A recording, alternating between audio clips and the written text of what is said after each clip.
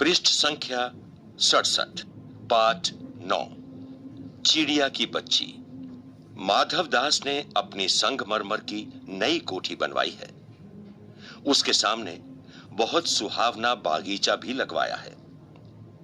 उनको कला से बहुत प्रेम है। धन की कमी नहीं है और कोई व्यसन छू नहीं गया है। सुंदर अभिरुचि के आदमी हैं। फूल पौधे, रकाबियों से हौजों में लगे फव्वारों में उछलता हुआ पानी उन्हें बहुत अच्छा लगता है। समय भी उनके पास काफी है। शाम को जब दिन की गर्मी ढल जाती है और आसमान कई रंग का हो जाता है, तब कोठी के बाहर चबूतरे पर तख्त डलवाकर मसनद के सहारे वो गलीचे पर बैठते हैं और प्रकृति की छटा निहारते हैं।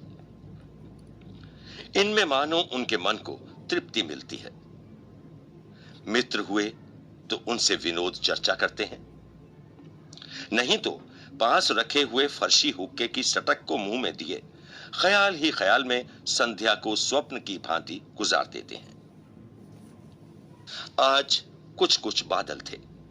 घटा गहरी नहीं थी। धूप का प्रकाश उनमें से छन छन कर आ रहा था। माधवदास मसनद के सहारे बैठे थे। उन्हें जिंदगी में क्या स्वाद नहीं मिला है, पर जी भरकर भी कुछ खाली सा रहता है। पृष्ठ संख्या 68। उस दिन संध्या समय उनके देखते देखते सामने की गुलाब की डाली पर एक चिड़िया आन बैठी। चिड़िया बहुत सुंदर थी। उसकी गर्दन लाल थी और गुलाबी होते होते किनारों पर जरा जरा नीली पड़ गई थी। पंख ऊपर से चमकदार स्याह थे। उसका नन्हा सा सिर तो बहुत प्यारा लगता था और शरीर पर चित्र विचित्र चित्रकारी थी। चिड़िया को मानो माधवदास की सत्ता का कुछ पता नहीं था और मानो तनिक देर का आराम भी उसे नहीं चाहिए था। कभी पर हिलाती थी, कभी फुदकती थी। वह खूब खुश मालूम होती थी। अपनी नन्ही सी चोंच से प्यारी प्यारी आवाज निकाल रही थी। माधवदास को वह चिड़िया बड़ी मनमानी लगी। उसकी स्वच्छंदता बड़ी प्यारी जान पड़ती थी। कुछ देर तक वह उस चिड़िया का इस डाल से उस डाल थिरकना देखते रहे। इस समय वह अपना बहुत कुछ भूल गए। उन्होंने उस चिड़िया से कहा, आओ, तुम बड़ी अच्छी आई। ये बागीचा तुम लोगों के बिना सूना लगता है। सुनो चिड़िया, तुम खुशी से ये समझो कि ये बागीचा मैंने तुम्हारे लिए ही बनवाया है। तुम बेखटके यहां आया करो। चिड़िया पहले तो असावधान रही, फिर जानकर कि बात उससे की जा रही है, वह एकाएक तो घबराई। फिर संकोच को जीतकर बोली, मुझे मालूम नहीं था कि यह बागीचा आपका है। मैं अभी चली जाती हूं। पल भर सांस लेने मैं यहां टिक गई थी।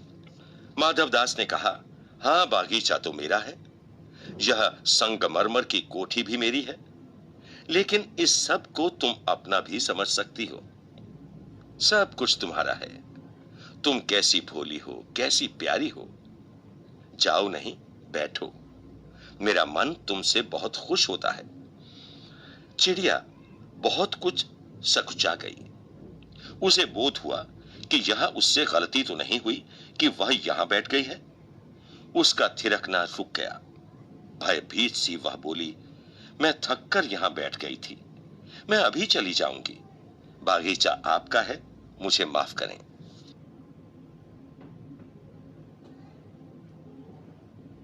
पृष्ठ संख्या 69। माधवदास ने कहा, मेरी भोली चिड़िया, तुम्हें देखकर मेरा चित्त प्रफुल्लित हुआ है। मेरा महल भी सूना है, वहां कोई भी चहचहाता नहीं है। तुम्हें देखकर मेरी रागनियों का जी बहलेगा। तुम कैसी प्यारी हो। यहां ही तुम क्यों ना रहो। चिड़िया बोली, मैं मां के पास जा रही हूं। सूरज की धूप खाने और हवा से खेलने और फूलों से बात करने मैं जरा घर से उड़ाई थी। अब सांझ हो गई है और मां के पास जा रही हूं।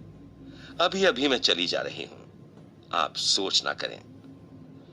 माधव दास ने कहा, प्यारी चिड़िया, पगली मत बनो। देखो तुम्हारे चारों तरफ कैसी बहार है। देखो वह पानी खेल रहा है, उधर गुलाब हंस रहा है। भीतर महल में चलो, जाने क्या क्या ना पाओगी। मेरा दिल वीरान है, वहां कब हंसी सुनने को मिलती है। मेरे पास बहुत सा सोना मोती है। सोने का एक बहुत सुंदर घर मैं तुम्हें बना दूंगा। मोतियों की झालर उसमें लटकेगी। तुम मुझे खुश रखना, और तुम्हें क्या चाहिए? मां के पास बताओ क्या है। तुम यहां ही सुख से रहो, मेरी भोली गुड़िया। चिड़िया इन बातों से बहुत डर गई। वह बोली, मैं भटक कर तनिक आराम के लिए इस डाली पर रुक गई थी। अब भूलकर भी ऐसी गलती नहीं होगी। मैं अभी यहां से उड़ी जा रही हूं। तुम्हारी बातें मेरी समझ में नहीं आती हैं। मेरी मां के घोंसले के बाहर बहुत तेरी सुनहरी धूप बिखरी रहती है। मुझे और क्या करना है? 2 दाने मां ला देती है, और जब मैं पर खोलने बाहर जाती हूं तो मां मेरी बाट देखती रहती है। मुझे तुम और कुछ मत समझो, मैं अपनी मां की हूं। माधव दास ने कहा, भोली चिड़िया, तुम कहां रहती हो? तुम मुझे नहीं जानती हो? चिड़िया, मैं मां को जानती हूं, भाई को जानती हूं, सूरज को और उसकी धूप को जानती हूं, घास, पानी और फूलों को जानती हूं। महामान्य, तुम कौन हो? मैं तुम्हें नहीं जानती। माधवदास, तुम भोली हो चिड़िया। तुमने मुझे नहीं जाना, तब तुमने कुछ नहीं जाना। मैं ही तो हूं सेठ माधवदास। मेरे पास क्या नहीं है? जो मांगो मैं वही दे सकता हूं। चिड़िया, पर मेरी तो छोटी सी जात है। आपके पास सब कुछ है, तब मुझे जाने दीजिए। माधवदास, चिड़िया, तू निरी अनजान है। मुझे खुश करेगी तो तुझे माला माल कर सकता हूं। चिड़िया, तुम सेठ हो, मैं नहीं जानती सेठ क्या होता है। पर सेठ कोई बड़ी बात होती होगी। मैं अनसमझ ठहरी। मां मुझे बहुत प्यार करती है, वह मेरी राह देखती होगी। मैं माला माल होकर क्या होंगी, मैं नहीं जानती। माला माल किसे कहते हैं? क्या मुझे वह तुम्हारा माला माल होना चाहिए? सेठ, अरे चिड़िया, तुझे बुद्धि नहीं है। तू सोना नहीं जानती। सोना, उसी की जगत को तृष्णा है। वह सोना मेरे पास ढेर का ढेर है। तेरा घर समूचा सोने का होगा। ऐसा पिंजरा बनवाऊंगा कि कहीं दुनिया में ना होगा। ऐसा कि तू देखती रह जाएगी।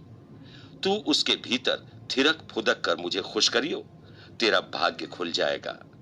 तेरे पानी पीने की कटोरी भी सोने की होगी। चिड़िया, वह सोना क्या चीज होती है? सेठ, तू क्या जानेगी, तू चिड़िया जो है।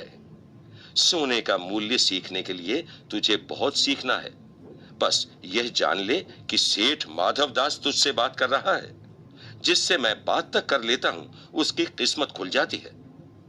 तू अभी जग का हाल नहीं जानती। मेरी कोठियों पर कोठियां हैं, बागीचों पर बागीचे हैं, दास दासियों की संख्या नहीं है। पर तुझसे मेरा चित्त प्रसन्न हुआ है। ऐसा वरदान कब किसी को मिलता है?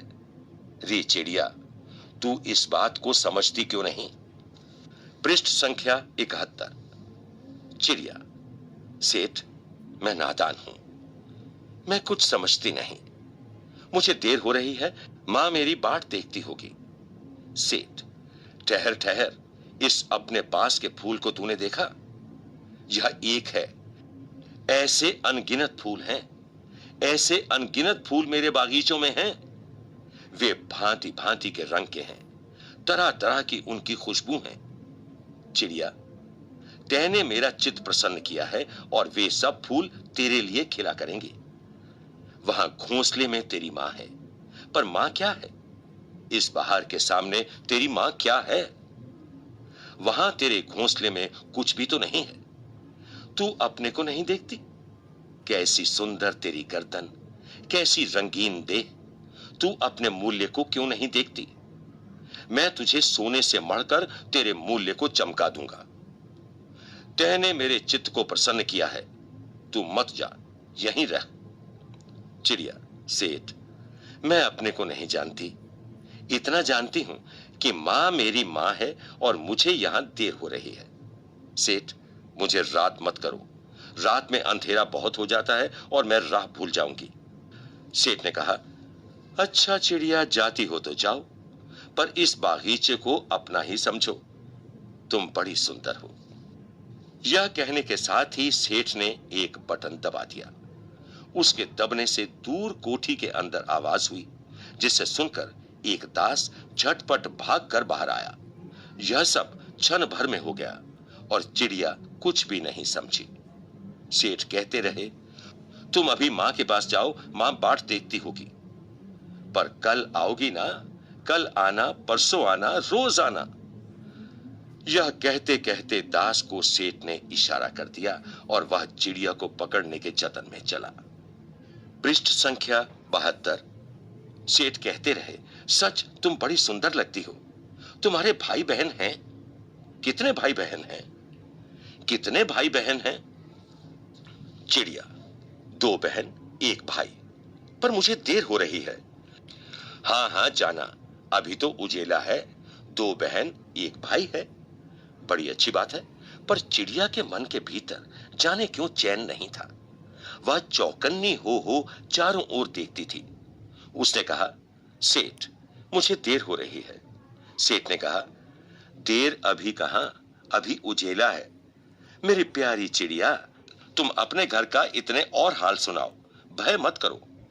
चिड़िया ने कहा, सेठ, मुझे डर लगता है, मां मेरी दूर है, रात हो जाएगी तो राह नहीं सूझेगी। इतने में चिड़िया को बोध हुआ कि जैसे एक कठोर स्पर्श उसके देह को छू गया। वह चीख देकर चिचियाई और एकदम उड़ी।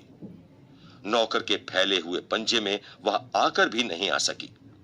तब वह उड़ती हुई एक सांस में मां के पास गई और मां की गोद में गिरकर सुबकने लगी। ओ मां, ओ मां। मां ने बच्ची को छाती से चिपटाकर पूछा, क्या है मेरी बच्ची, क्या है? पर बच्ची कांप कांप कर मां की छाती से और चिपक गई। बोली कुछ नहीं, बस सुबकती रही, ओ मां, ओ मां। बड़ी देर में उसे ढांढस बंधा और तब वह पलक मीच उस छाती में ही चिपक कर सोई, जैसे अब पलक न खोलेगी। लेखक जैनेंद्र कुमार।